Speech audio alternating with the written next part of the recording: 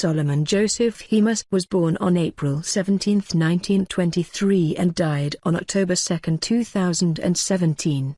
He was an American professional baseball infielder, manager, and coach in Major League Baseball, MLB.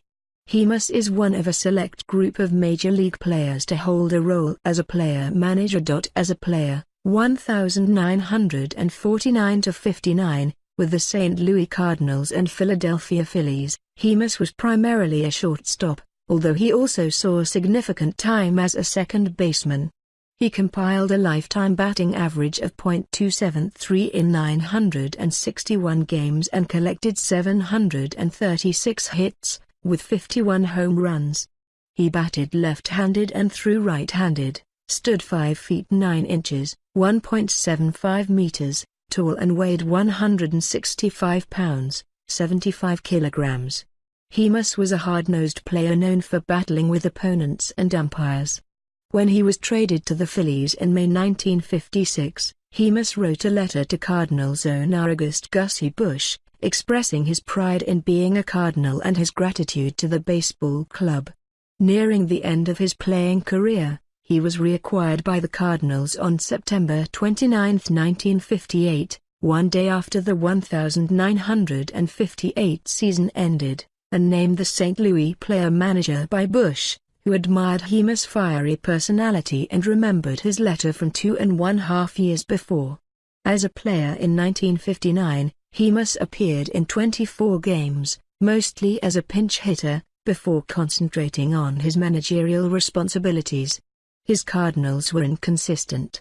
Hemus' first club lost 15 of its first 20 games and stumbled to a 7th place, 71-83, finish in 1959. That was followed by a 15-game improvement, 86-68, and a leap to 3rd place in his second season, 1960.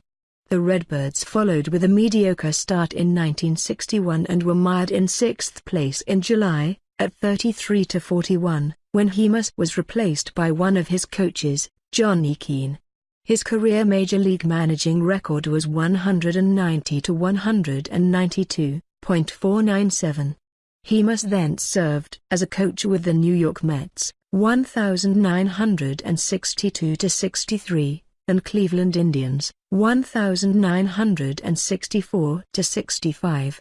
He was on manager Casey Stengel's coaching staff when the 1962 Mets expansion team ended up with a record of 4,120, still the most losses by a major league team in a single season since the 19th century. He managed the Mets' top farm club, the Jacksonville Suns of the AAA International League, in 1966 before leaving baseball and entering the oil business in his adopted home city of Houston, Texas. During his tenure in Philadelphia, Hemus made history when he was removed for pinch runner John Kennedy at Roosevelt Stadium in Jersey City, New Jersey, during a league game against the Brooklyn Dodgers on April 22, 1957. It marked the major league debut of Kennedy, the first African-American player in the Phillies' history.